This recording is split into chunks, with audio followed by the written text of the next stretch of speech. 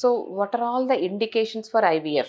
I am Dr. Neeraja Fertility Specialist from Hyderabad. So, we will see so many infertile couples. Some are newly married, some they have marital life almost 1 year, 2 year, more than 5 years. Depending on age, so we'll tell the treatment. Depending on the problem, we'll tell the treatment. So, there are some clear-cut guidelines for IVF. Not every patient will tell to go for IVF. There are some clear-cut guidelines. So, generally, we'll see in male patients, if the male factor, severe OATS, oligohistiocytogenesis, if the count is very less, motility is very less, morphology is very less. So, these type of patients, it's very difficult to conceive with normal ovulation induction and a small treatment like intrauterine insemination. For these type of patients, generally we'll tell to go for IVF for better success.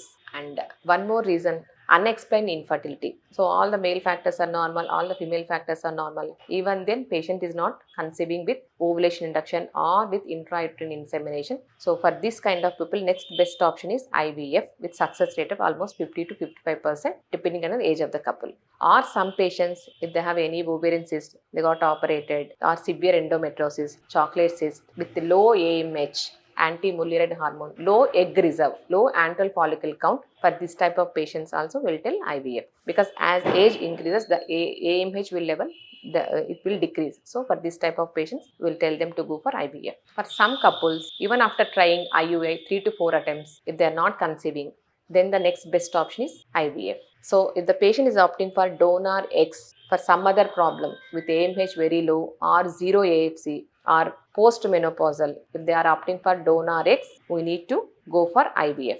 Or if the couple is opting for surrogacy because of uterine problem or any genital tuberculosis, some patients have endometrial cancer, they got operated, hysterectomy, if they don't have uterus, if they are opting for surrogacy, then the process, they have to undergo IVF first with wife X and husband's sperms, will prepare the embryo, will transfer into the surrogate mother. So for these kind of patients also will opt for IVF. For some patients, if the couple are elderly, more than 35 years, so I told in so many other videos, as age increases, the egg count and egg quality will decrease, the sperm quality will decrease. So for these kind of patients, if they are more than 35 years of age, the best option is IVF and ICSI. If the patient has tubal factor, bilateral tubal block for maybe infection or any tubes removed because of ectopic pregnancies, for this kind of patients, there is no option for IUI. For this type of patients, we'll generally tell them to go for IVF. So these are all the clear-cut indications. Depending on the age, depending on other co-associated factors, we'll tell the success rate. It ranges between 40 to 55%.